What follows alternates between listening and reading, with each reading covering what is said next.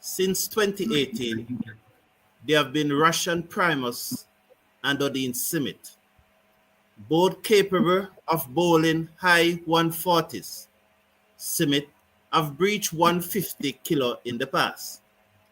Both big strongmen capable of hitting the ball a long way. Then there is Kimo Paul, full of confidence, give the impression that he's very skillful, but his numbers doesn't match his confidence. Romario Shepherd have played some marvelous innings. He is probably one of the best finisher in white ball cricket on his day. However, he does it on average once every 20 games. In the bowling, he always seems that he's struggling whenever he bowls. Even when he bowls very well, it seems like an uphill battle. But under the radar comes a man. His name is Matthew Forde. In this year regional 4-day red ball tournament, he scored over 396 runs at an average of close to 40, 39.6, taking 17 wickets at 22.41. In his last 4 one-day international for West Indies, he has taken 11 wickets. And today, he scored the giant fastest half-century in one-day international cricket. Hello, everyone. Welcome to the #1 cricket channel in the Caribbean. I thank you for being here, and I look forward to your interaction. Welcome also to the viewers on West Indies Cricket Now and Then and Massive Hit Cricket TV as we do this collaboration. Good evening, gentlemen, and welcome to the show. Yeah, good evening, Carlton. Good evening to your viewers all over the world. Good evening, Basil and Mr. Massive Hit. Good evening. Yes, sir. Good evening to you too, Mr. Andre, Carlton, Basil, and all the fans around the world. Should be a good one today. Good evening, Carlton. Good evening, Andre. Good evening, Roger. Massive Hit. And to all your viewers, thank you for having me. Thank you, gentlemen, and welcome to the show. Let's hear from the man himself. Until I got off the field and a couple of the boys were having a go at me for trying to dink the previous ball, and I missed it. They were saying I could have gotten the record for myself, but for me it was just about scoring at that point. I didn't have any of that in mind, so to get 50 and to make history is a big plus for me. Gentlemen, let's start with you, Andre. You were the first one to be here, so let's start with you, Andre. What do you think about Matthew Forde innings today? It was a fantastic innings by Matthew Forde. As for it's a record for one, which is as a great achievement. But the way that he hit the ball, he hit the ball quite very cleanly. Both on the offside and the onside. So it was just a magnificent innings by Matthew Forde, and well done to him. Okay. Massive Hit Cricket TV, and welcome to your viewers. Yes. I think one of those days when you just wake up on the right side of the bed. I think everything just went Matthew Forde's way today. Almost everything he touched basically turned to goal. Shea Hope and Coach Darren Sammy spoke about the West Indies not showing intent in the first game. And today, after losing Keith Carty, the century maker, West Indies could have easily taken the safe route and said, you know what, let's try to rebuild. Although they did that for a short time with Ruston Chase and Greaves, but Forde came in and he was just brave, and he went at the ball and it paid off for him. I'm very surprised that he had no idea though that he was close to the record. Thank you very much, Basil. Tell us what you think about Matthew Forde. I think he had a wonderful day today. A record tying day. I give him all credit for his performance today, and I leave it at that. It's one day. Okay, thank you very much, Basil. But Basil, haven't we seen this coming? Is 396 runs in the regional 4-day, and they are averaging 39.6. Those sort of numbers is what 2-3 years ago we would have been expecting our top batsmen to put out. put up. So haven't we seen this coming? Uh, to say you see it coming, I don't know about that. I mean, this is his first class season, and always have to remember our first class cricket. The standard is not of a great standard. So to match that up to international cricket is I mean, what I saw of him this season playing in the first class, I did not realize he was as competent with the bat as he was when I saw him this year. So, yes, I give him a lot of credit. From what I understand, he has put in a lot of work with his batting because some have told me when he got it was on the West Indies youth team, his batting was not even something you would speak about, and that was a mere 3 years ago. Thank you very much, Roger. Ra- sorry, sorry about that, Roger. Mm. Looking at Matthew Forde innings today, what about it inspired? What about it gave you the most confident? And when you look back at the name of those players that I called, Primus, Paul, Shepherd, we always hear that this guy is the next Odin, this guy is the next Andre Russell, but they never materialize. They just flat out. Here is Matthew Forde, capable of taking wicket and capable of hitting a long ball. What was most pleasing to you today? I would say pump the brakes, Carlton. Matty Ford has played about 10 one-day internationals. Today's average would have risen to 30. He's taken wickets in both formats at 20 or 21. Does he have potential? Yes. Did he have a good first class season? Yes. He definitely has some potential with the bat, but this is also it's still just Ireland. So I would pump the brakes on, saying Matthew Ford is the next great West Indies all-rounder. Definitely has some potential. What I liked about what he did today, and even in the interview, he said it. He wants to be a more confident player. He wants to be a player that takes charge. He wants the opposition to know that he's there. So I think his attitude to batting and what he his sort of aura that he brought when he was in the middle is what I was most pleased with. He does have some skill, but he has a long way to go. Thank you very much. Andre, we are not here saying that he's the next big thing. Andre, that we never said that. Roger, I don't know if Roger interpret what I said as that. But Andre, Matthew Forde really has a lot of potential. Yes, it does, and I've actually seen him play a few good innings before. This is not the first time I've seen him the capabilities with the bat. I've seen him in the past played some really nice innings in the CPL. I've seen him make good scores. Even in the first ODI match that we lost, he had a very good partnership with Ross Sanchez. So I know of his ability with the bat. So it's not surprising in any form or shape. It's just for him now to continue to work hard. And if once he works hard, I'm expecting really great things from him. So I know that he has the potential to do to play these sort of innings and to make himself into a really decent all-rounder. Okay, today Matthew Forde also talked about the tactical adjustment that he made. Listen to the young man. Well, previously in games before, guys bowled me wide, so I did quite a bit of work, trying to execute my shots wide, and today it just paid off. Okay, so that is what we want from our cricketers, Basil, when as they play first class cricket and international cricket, is to evolve and make those small adjustments. Yeah, I mean, that is par for the course. What is often disappointing is that we jump and want to give a player a bunch of kudos for doing something that is basic in their cricket. When you get to the international level, you're going to be worked out.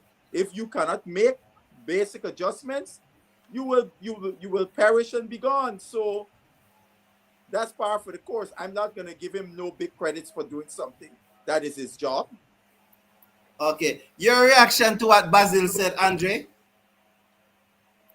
Well, yeah, well, as Buzz rightly said that, is not. I don't think he did anything that extremely special. Really, he he did what he was supposed to do. He played some good shots, yes, but I don't think it's anything extraordinary. In terms of in terms of what he did in terms of the shots, because he maintained his composure. He actually did the basics right, which is all to do, and and he executed pretty well. So it's just for him to know that he will get better bowling more often than not, and let us see how he will cope when the bowling is better, when situation is different. Thank you very much, Andre. Raja, you heard what Matthew Forde said, making the adjustment. Mhm. Do you think that West Indies players on a whole, do they give you the impression that they are making these adjustments? Well, that's a tough one. I wouldn't want to say all West Indian players don't usually make the adjustment, but what I will say is it's definitely commendable to see that Matty Ford has made some adjustments to his game in order to make him better. Carlos Brathwaite, incidentally, was on commentary at the time, and he said one of the good things about what Matty Ford has done, he's trusted himself, he's trusted his technique, and he's backed his timing. There are some West Indian players who certainly do make adjustments from time to time. But one of the big criticisms of a lot of our players is that they take a bit too long to make those adjustments. So the answer to your question is some players do, but a lot of them they're a little bit slow to make these adjustments. So you'd like to see a bit more of that from our players. In fact, Carlos Brathwaite comment, I do not know if Matthew Forde heard the comment, but sorry about that. I don't know what happened there. Carlos, I don't know if Matthew Forde had heard Carlos Brathwaite comment, but he actually did said in his interview that he now trusted himself more. Let's hear what he has to say about his new approach. Well, firstly, it's mindset. I changed my mindset to just, being a bit more dominant at the crease and, having that impact with the bat. I did a lot of work back home. I know it's just trusting your technique. And for me, that's a big part. I like to be a confident player. And as I said, it pays off. And it pays. Coach Basil, how important what Matthew Forde said there it is to a cricketer, those things? That's a new term today. Trusting your technique, right? And I often find that word puzzling. Why I say that? You have your technique. You don't have nothing else. So that is all you have. So you have to be able to, and your technique, if it's not good enough to answer the questions the bowler pose, you will be back in the pavilion. And if it's good enough to answer the questions, you will be able to be successful. And so I don't get into all this fancy language, but trust in your technique. You only got one technique. You can't do nothing else but the technique that you have. How do you react to that comment, Roger, what Matthew Forde had said? Yeah, I mean, one of the easiest things to do is overcompensate by trying to hit the ball too hard as a player. And what usually happens, Carlton, if a player does not trust his or her technique, your technical skills, if you don't back yourself, what you're going to do is try to overhit and often lose your shape, and that's when players get into trouble. So I think if Matty Ford has advanced to a stage and is confident enough where he can do that consistently, it argues well for him for sure. Thank you very much, Massive It. Andre, and you reacting to Forde comment? Yeah, I think most importantly, what Matthew Ford said is that is confidence. I think once he's confident, that level of confidence will allow him to trust his technique. I mean, not only him, and for most other players too. When once the level of confidence is there, they'll back themselves and they know that what their technique, they'll trust their technique. But if they're not that confident, that is when they tend to lose shape and that is when they get into a lot of difficulties. So I think the technique, trusting the technique, and actually trusting technique and being confident goes hand in hand. Thank you very much, Andre. I want to say good evening to the champion, Sheldon Simmet, Merrick Murdet, Lenroy Meeker, who is hoping that the IPL doesn't destroy Matthew Forde as it did O'Shane Thomas. Original tropical cyclone guy, good evening. I think that is one of your listeners, Massive It. And so, good evening, Michael Douglas. Good evening, all of you. When I look at a live poll that is presently going on, 65% of the respondents said that Matthew Forde is the number one all-format all-rounder in the West Indies. Let me start with you, Andre. Is Matthew Forde the number one all-format all-rounder in the West Indies? And do you have him in your test squad? Very, very interesting question. Well, definitely at this point in time, I'm not gonna. I'll still give the. Definitely at this. I'll still give the edge to Romario Shepherd. In terms of the white ball format, because Romario Shepherd, to me, he has proven to me to be very, very destructive in terms of his batting. And although probably he has not has been as effective with the ball, I think he has held his own pretty much. He's been inconsistent, but I would not go as far to say that Matthew Forde right now is the number one all format all rounder that we have. And he has only proven himself. We have not played a test match as yet, so we don't know what the capabilities are really in terms of test match cricket. So in terms of white ball, I think that I would still give the edge to Romario Shepherd. Massive Hit Cricket TV, your reaction to the question, and the number have gone up now to 68% saying yes, he is the number one all format all rounder. Typical recency bias and what I would call prisoners of the moment. I don't think it's close. I don't believe we can crown Matthew Forde as the top all-rounder in the region just yet, specifically in all-format cricket. I still believe that someone like Jason Holder is perhaps our best all-rounder in the longest format, although he hasn't played a lot recently. Obviously, Justin Greaves will have something to say about this, and also the newly installed captain, Mr. Chase. But Matthew Forde is coming on. He has potential. He's in a similar mold to some of our great white ball all-rounders, Dwayne Bravo, Pollard, right? They bowl medium pace. They do a bit with the ball. Matthew Forde, I think, is going to be ahead of those guys with the ball, although he does lack for pace, which I always believe will become an issue, especially in the longest format of the game. His batting has potential. He's 23 years old. He's young, and he could certainly develop, depending on his work ethic, depending on his drive.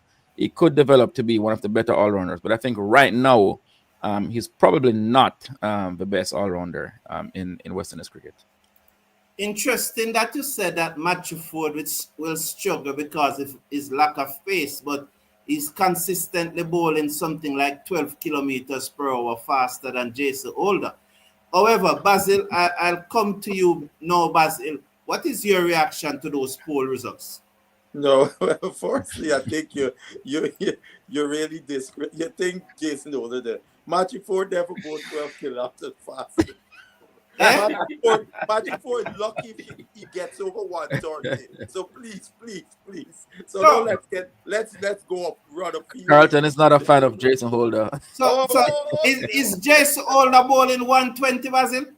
No, man, not 120, man. Just notice being the 120s, just like Matthew Forde. Both of them are military medium pieces. Forde is clearly faster than Holder, but let's not deal with that. The numbers are there that we can see. Well, we can leave that alone because I have never seen Matthew Forde go over 130 yet, but I see Holder over 130. The question, I use the term that Roger used earlier, pump the brakes. So this poll is flavor of the month. And I'm gonna tell you something. Last year or year before, I had a conversation with one Gautam Gambhir. And in Gautam Gambhir's opinion, one Kimo Paul is probably, in his view, one of the most talented all-rounders in world cricket. This is how highly Gautam Gambhir thought of Kimo Paul. What has perturbed Kimo Paul in the last several years is that he can't stay on the cricket field because of injury woes. But when you look at Kimo Paul's skill set, Matthew Forde can't stand next to Kimo Paul. Kimo Paul could bowl up to 140. He got more skill with the ball. Kimo Paul could bat with any one of them. Just he ain't got too much batting sense. And on the field, he is superb fielder, as good as they come. So I think we need to pump the brakes a little bit. And I noticed Kimo Paul came back this year for the first time in a long time and played red ball cricket. And he made a meal of the powerful Trinidadian team in Trinidad. And later on came and struck at 93. That was as dominant as they come. So let us not run with Mr. Forde with his little military medium and talking about Test cricket. Because Mr. Forde is nowhere the quality of bowler like my man from South Africa, born on We're talking about the quality that we have. No, me ain't talking about me. Here, let me tell you, Carlton. When I talk about cricketers, you gotta match them up against who they play in the world, right? And to be successful. But on Sunday, Basil, you say we're talking about West Indies cricketers. When I was talking about you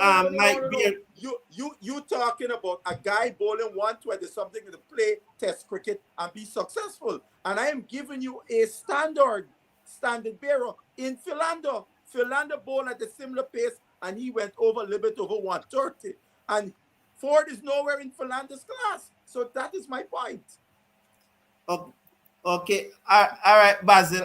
The question that I was going to ask you, it missed me. So let's hear what original tropical cyclone guy said. Hats off to Casey Carty, but he needs to play like this in Test cricket. Now, we are not going there, Basil, but you are always saying that Pooran can walk into this team ahead of Casey Carty. And whenever we ask that someone to be dropped, you always say it's Casey Carty. Do you still share those views, Basil? I can't say about Pooran anymore because Pooran has shown he doesn't want to play ODI cricket. So I can't build Mr. Pooran to play ODI cricket. But if Mr. Pooran was playing ODI cricket, Carty would never make this. Carty would hard press to get into the side. That's all I'm saying. That was my. If I give me clarification, that is what I meant. If the two of them were playing ODI cricket, Pooran would be in the side and Carty would be the outside looking in. That's all I would say. That's the clarification. Yes. All right. So the champion is saying here that Forde is number one for him because Shepherd struggle with the ball.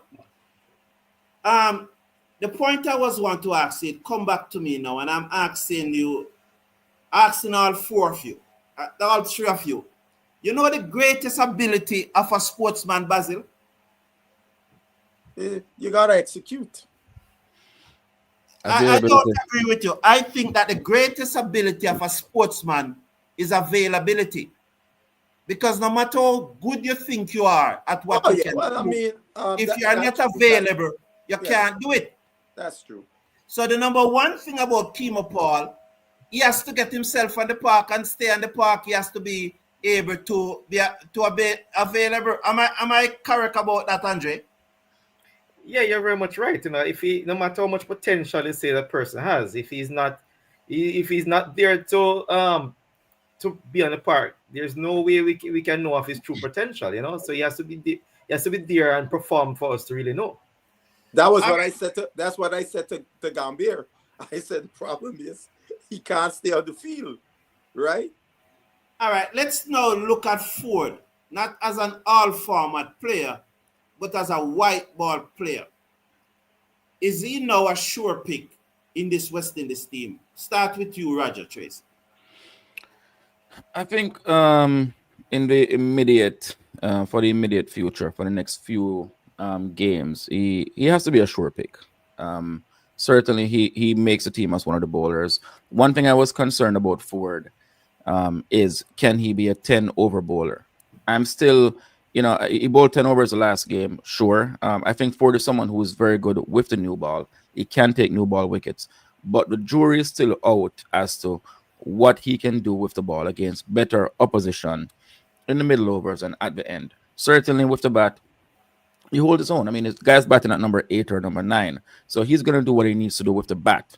But as far as with the ball, I still have some level of concern as to what he will do when the ball gets older. But for now, he certainly plays the next couple of series and will continue to judge Matthew Ford over the next couple of series. But I wouldn't say he's a lock going forward, not yet. Basil, is Matthew Ford a lock-in into the white ball teams, especially the ODI team? And from this sample size that we have seen from Matthew Ford, Basil, do you think that Roger Tracy claim that he has not shown enough with the old ball is unfounded? Matthew Ford is more locked with the T20 more so than with the ODI. I agree with Roger that in the next couple of series, he has a chance to really establish himself in the team. Now remember, he missed out against Bangladesh due to injury, so we didn't see him at all featured, and he has now come back into the side, and he's had two pretty decent games against Ireland. And we have to be careful again. It's Ireland also. Let's see how he matches up against the better opponents as he goes along in this journey. But there will be a lot of other guys vying for those spots around the West Indies. Some of the names we called. So we'll see how it shakes out. Okay. Andre, before the Bangladesh series, Matthew Ford played against England in 3 matches and he took 8 wickets as a seamer. If every single person is available right now, can Matthew Ford hold on his spot in the game, in the West Indies ODI team? Yeah, I mean, based on what he has done so You far, I said think yes? yes, You said based on what he has.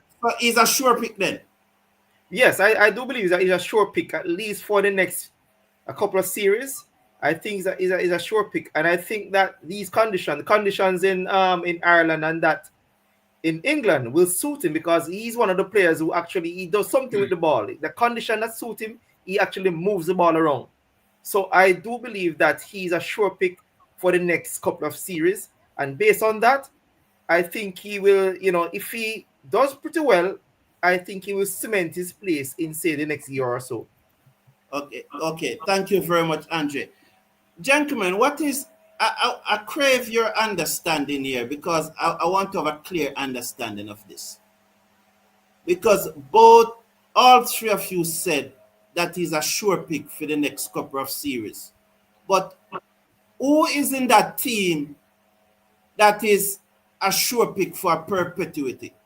Everybody's only a sure pick for a short while because the time that the form dropped off is the time that the game come under pressure. Help me out with that, Basil. When you say a sure pick, doesn't you mean for the foreseeable series? Yeah, that's what I'm talking about. Because his body of work is small, and we got to see him when here is where Matthew Ford would become a sure pick perpetually. Is when we see him perform consistently against the better teams that West Indies will face in the near future. And when you see a guy perform against them, you say this guy is in the side. He might have a slip here and there, but because you have seen him do the business against the good teams and have had good performances, he can have a slip here and there. Right now, I don't think he's in that frame. Now, remember, this is us giving our opinion.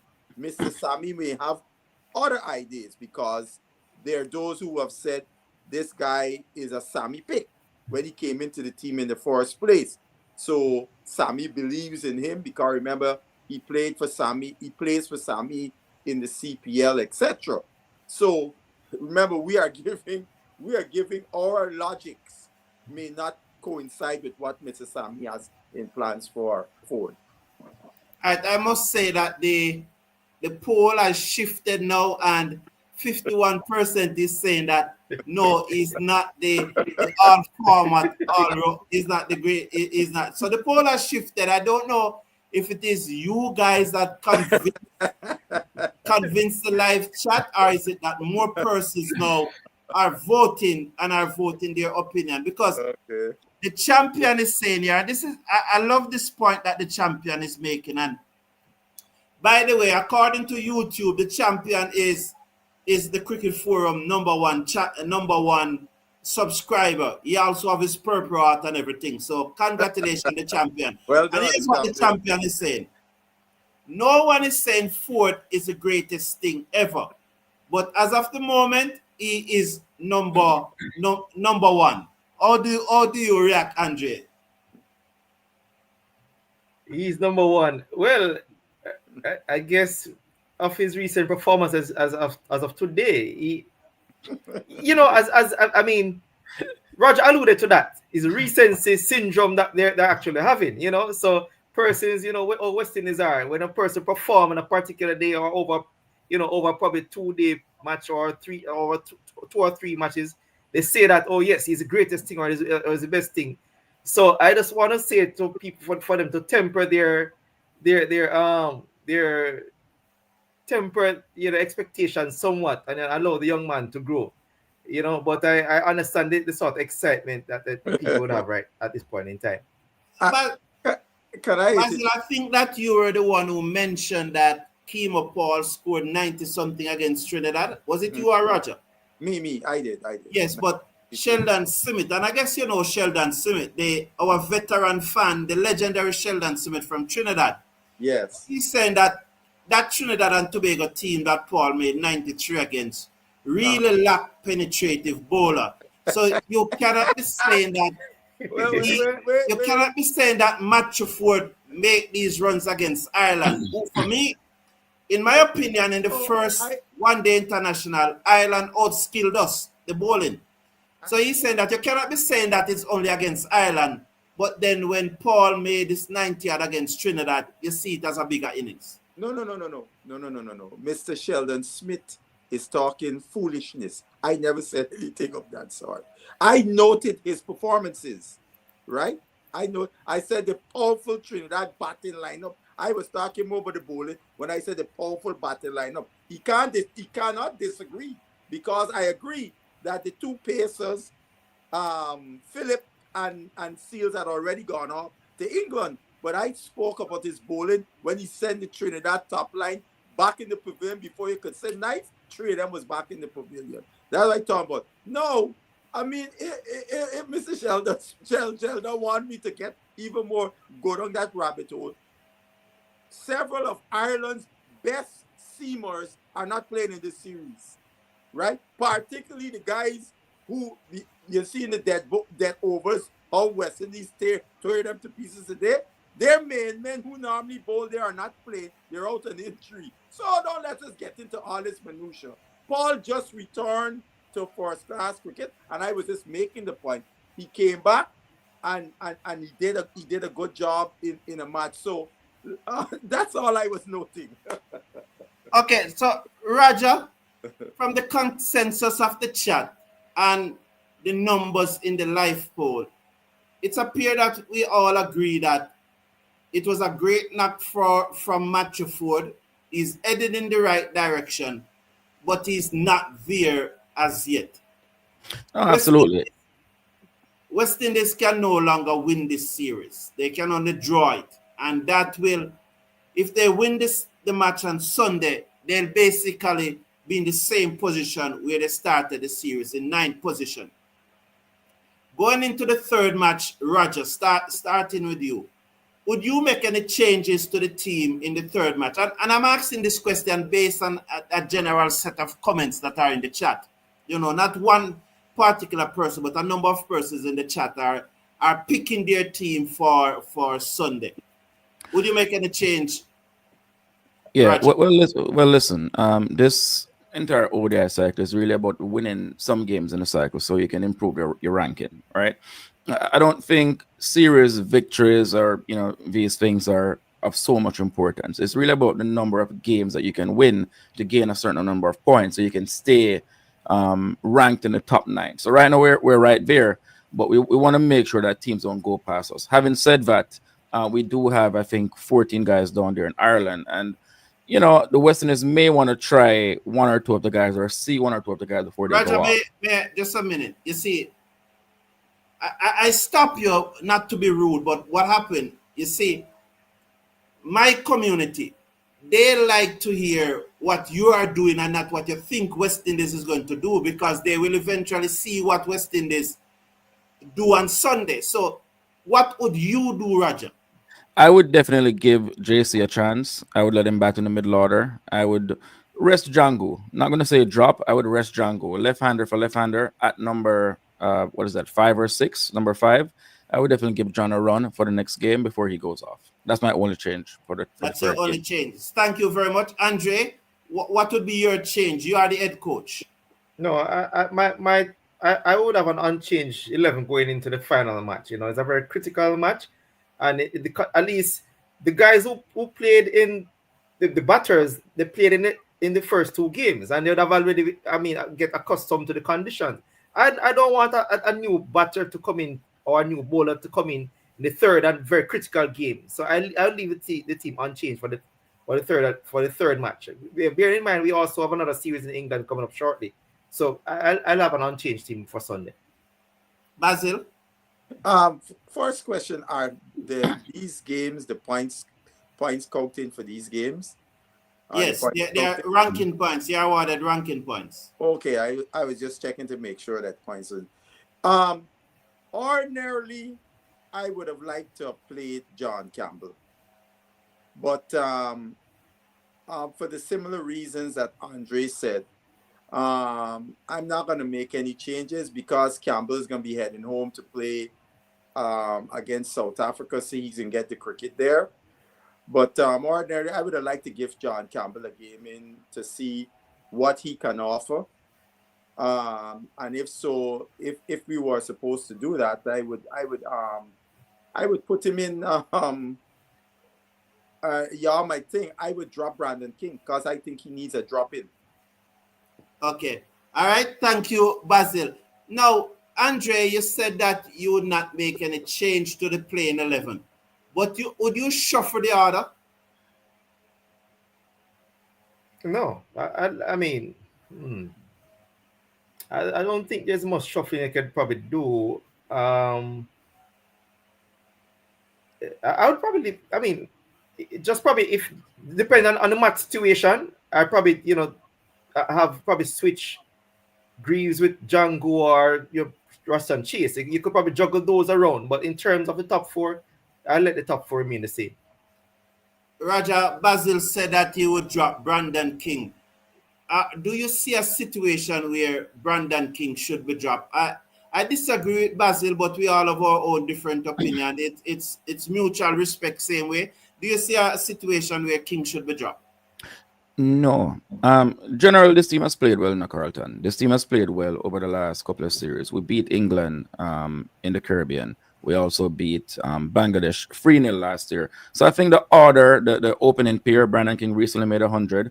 So did Evan Lewis. So did Django coming in the middle order. So all of these guys, I think, know their roles and they're comfortable in their roles at this point. I wouldn't say that Brandon King deserves a drop. I think it's been disappointing the way he has gotten out in a couple of games this series, but I think these guys have done enough over a period of time where they deserve the back end. And generally, I think all these guys know their roles. So I wouldn't shuffle the order or drop anyone. But like I said, I would just rest Django and give JC a run before he goes back home to the Caribbean. That's it. Okay. Thank you. Our good friend Elton Tucker is bigging up the crew, and he's saying that what he's basically saying what you are saying, that it is too early. Good innings from Forde, but it is too early. And Basil, the guy that you paid, Jungle King, the guy that you gave a tip to come on the show and said you're a great analyst. Well, your money was well spent, because he has said it that you are a great analyst. Okay, so Christopher. Oh, I like that. Yeah. So Christopher Bristol, big up yourself. Mr. How Bristol. can somebody become number one all-rounder in just 2 matches? Yeah. So Christopher Bristol, all right. So we want to make it clear to the persons in the live chat and everyone who listens to the show. We are not saying here that Matthew Forde is the number one all-rounder. We are just simply asking the question. I think if you look, you will see 2 question marks. If you look at the topic, you will see 2 question marks. And I put 2 there to ensure that persons know that we are just asking the question.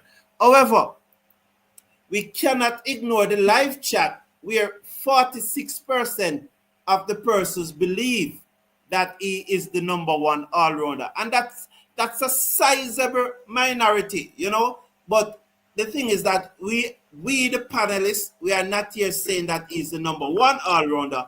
We are just discussing things as usual. Go ahead. Yeah. Well, Carlton, you realize it, you started at 65 and it's down now to 46. So probably by the end of the show, it might be down to around 20. Yes. I think you're being influenced. Okay. So that's good, gentlemen. Do you see though Forde as a partner for Alzarri Joseph with the new ball in Test cricket? No, No. definitely not. No. You said Forde as a partner for Joseph. Alzarri. I think Sears to me is the number one bowler right now. One new ball bowler, man. Yeah, Jaden Sears is the man. Yeah, so. man. What I would say, I am very disappointed with Joseph.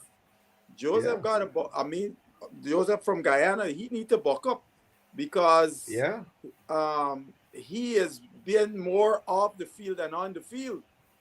Right? And as I said, your greatest ability is availability. Correct.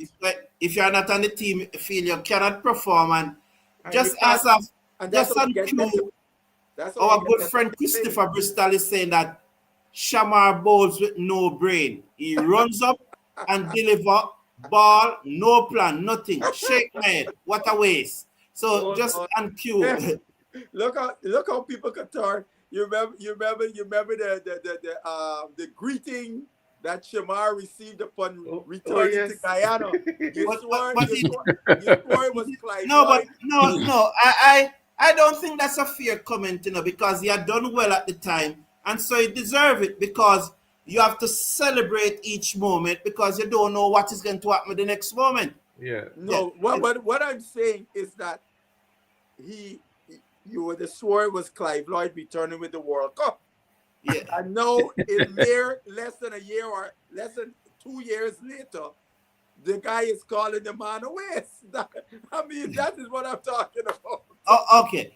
So, Eulene Weeks, who is a Barbadian, true and true. She doesn't see anything unless she only sees things through her Barbadian eyes. Eulene Weeks. She is a full. Yeah, she can only see things through her Barbadian eyes. And she said that we should really give Forde a chance, because we are putting pressure on the young man unnecessarily. Mr. Massive at Cricket TV, speak to your audience and my audience and Basil audience about what Eulene said about putting pressure on Forde. Repeat the question, Carlton. So Eulene is saying that we are putting too much pressure on Forde, and we should just relax and allow him to develop at his own pace. Yeah, I mean, I don't necessarily believe that we're putting pressure on Ford. As you said, it's a question that we're asking. How advanced is Matty Ford at this stage of his career? Is he potentially the best all rounder? I think it's just a question that we're asking and engaging the audience on this. I don't necessarily think it's pressure. As Matty Ford mentioned, he's working on being a more confident player. He is working on trusting himself. So, all of those sort of core values should allow him to overcome any sort of perceived pressure that anyone thinks we might be applying. Okay, thank you very much. Basil, one of your names, a good friend of mine, a good supporter of mine, is saying that you just need to leave West Indies cricket alone. And per I see where Kurt Prescott is saying that John Campbell deserve a chance. Would have talked about that already. But then Tyrell is saying that we need to give Joel Andrew a game. I Now, want to hear from all three of you gentlemen. Start with you, Andre. As in what? Giving Joel. Joel Andrew. Should Joel Andrew get a chance? No, no, no, no, no, no, no, no, no, not in this series at all. I think Joel. I mean, the young man has a lot of potential, but I think he should, he has to wait his turn. I don't see him coming in for anybody at this point in time. Nothing is wrong with carrying the water and carrying the towel at this point in time. He can still carry the water and carry the towel and learn. He's around the team, and his turn will come. So Yes. so he I, just have to wait. I'll go to Roger first because I really want to hear Basil last on this. What do you say, Roger? I mean, the great Brian Lara carried the towels on the water for 2 years, and Joel Andrew is seen as the next generational talent in the Caribbean in terms of batting. Obviously, we have Jaden Seals right now, so certainly nothing is wrong. I mean, he's gonna have to sit on the bench. I mean, I mentioned earlier that I would give JC a chance. Because I don't necessarily think we're going to lose a lot by a swap of sort of JC and John Gould, two traditionally top order players batting in the middle order, two left-handers. So I don't think we're going to lose too much by swapping, interchanging those two. But we can't make too many changes. We still have a game to win. It's very, very important. So Andrew's going to have to wait. He might sit on the bench for quite a while. As I said, Brian Lara did it for 2 years. I know, Basil, you don't even think in the first place that he should be there. But he's there. Should he get a look? yeah, I mean, you you took word out the mouth. I think the West Indies is doing a poor job in the development of this guy because he could have been playing against South Africa in St. Lucia, where he would have been getting his reps in against a side that is way more competitive than anything that he would see playing regional cricket than him being there. And because of that perspective I have, there's no way he could find himself into the team there at all. The next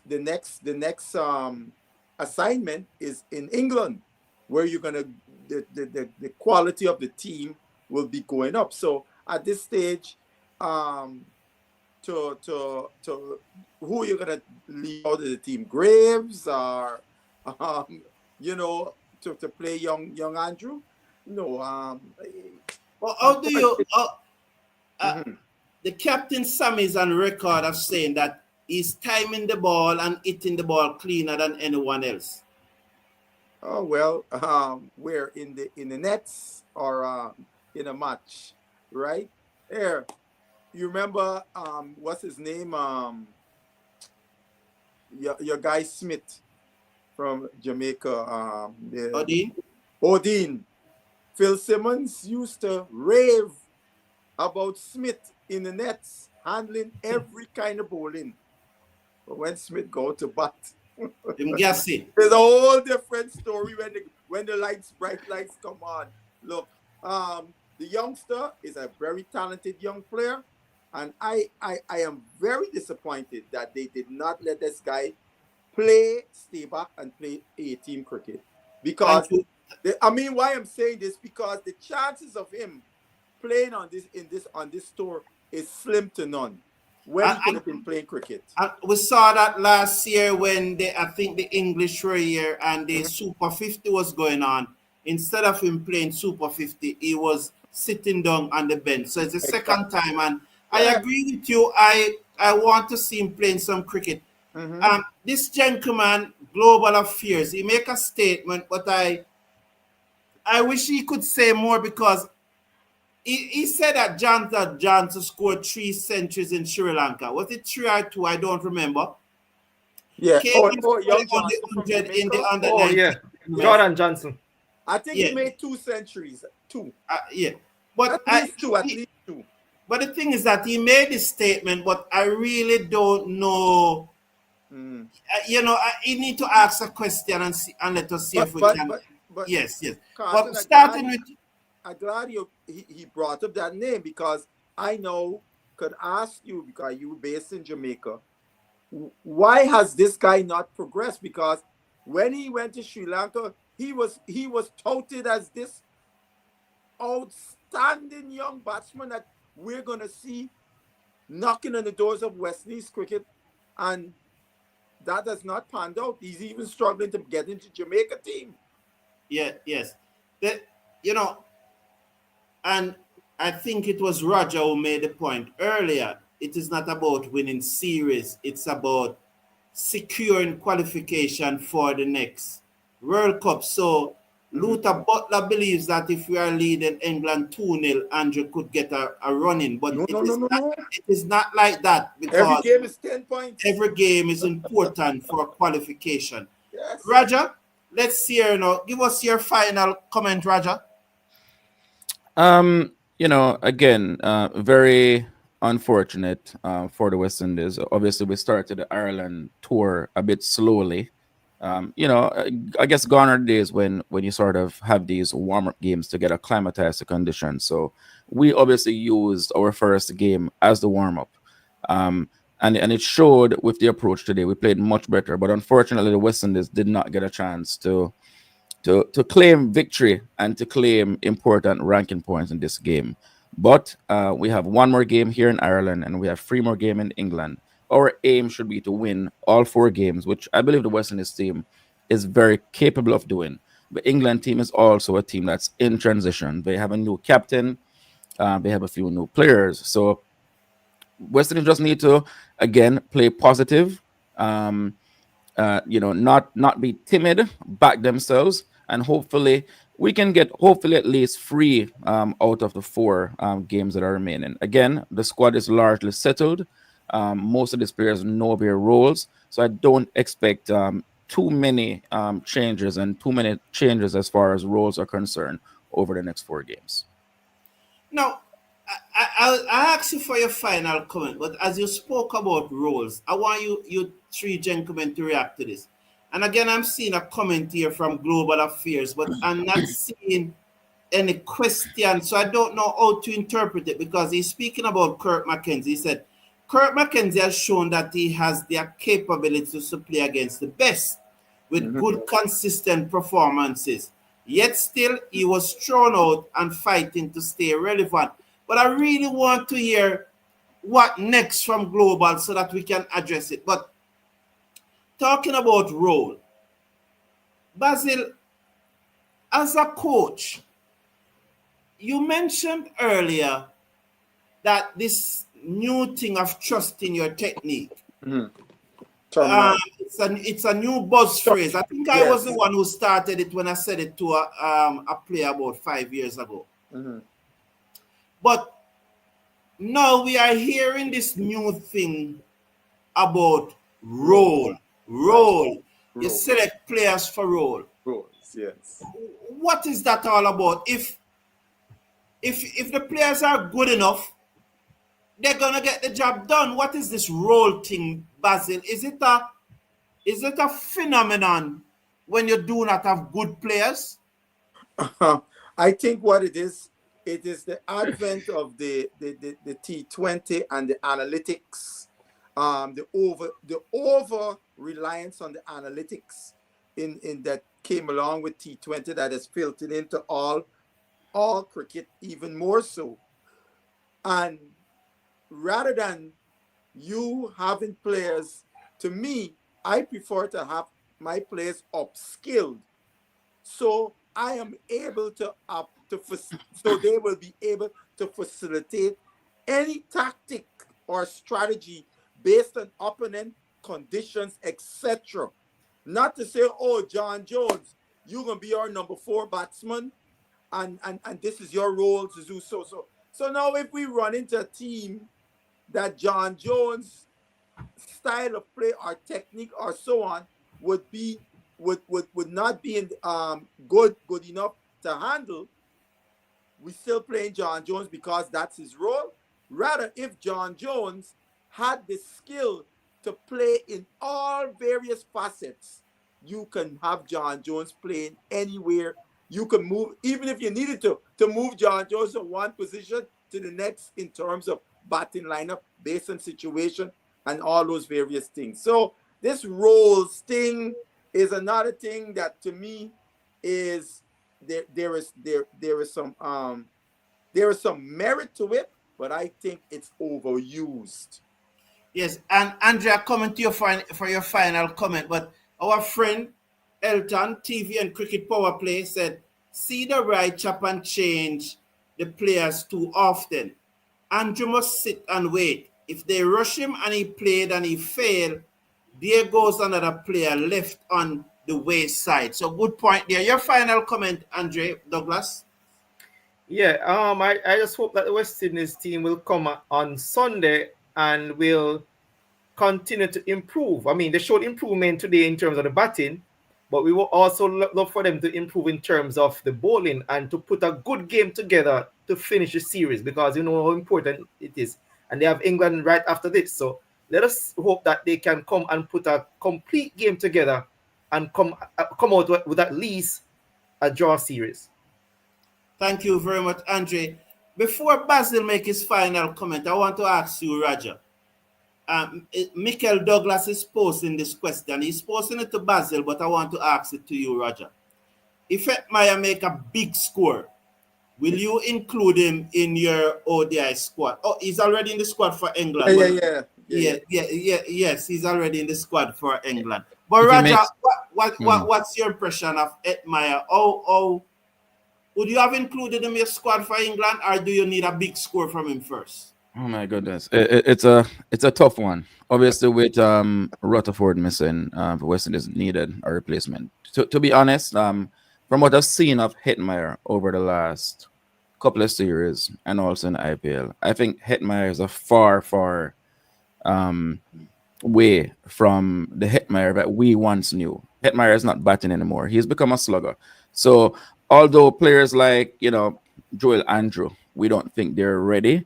I think at this point, especially in ODI cricket, these guys are probably ahead of Hetmeyer. I would not have selected Hetmeyer for England. I would have probably kept John Campbell in the team, or even Joel Andrew over Hetmeyer. I just think Hetmeyer needs to go back to the drawing board. I think he's gotten comfortable. He essentially has been in the IPL for years, and he's paid millions of dollars to bat 10 to 14 balls and innings. And as long as Hetmeyer is allowed to continue doing this, he's just going to stay comfortable, and he's just not going to work on getting back to where he should be cricket-wise. So I would not have selected Hetmeyer, no. Thank you very much, Roger. And I'm a big Hetmeyer fan, Carlton. I'm a very big Hetmeyer fan. Okay, thank you. And just before your final comment, I just want to read what Michael Douglas said, that he wouldn't even select Hetmeyer for Guyana, but I think Guyana dropped him already. Your final comment, Basil. On the Hetmeyer thing, just to answer to Mikel, since he had posted to me, no, I was one of those who said I would not have selected Hetmeyer, because under no objective metrics can you tell me, and I'm going back last year's performance in IPL and this year, that you could select Hetmeyer to West Indies team. I think what has happened here is that Sammy has a high feeling about Hetmeyer's ability, and Sammy probably wants to see if there's anything there of Hetmeyer that is salvageable, that can be useful for the West Indies, and this is a last ditch effort. I would like to wish the West Indies all the best in their upcoming game. I'm looking forward to seeing how we do against England, because that will be a tougher test. Okay, thank you very, very much, Basil. And as my good friend, Mr. Casanova One, who has been here with me from the start of the Cricket Forum, asks about Fabian Allen, I cannot give you any word than Fabian Allen. What I want to say, though, is that really and truly, although you saw Matthew Forde there in the topic, there were two question marks. We were just asking these questions because of his record breaking performance today.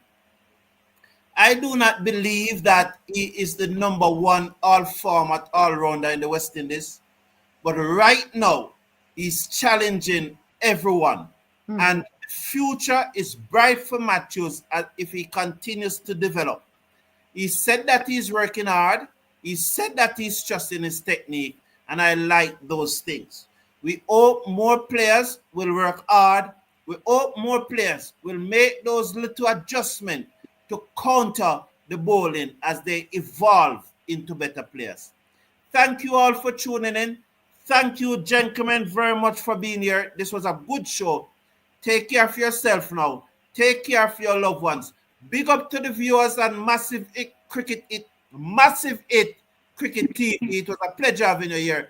And big up also to the viewers on West Indies Cricket now and then. It was also a pleasure. Take care of yourself. Take care of your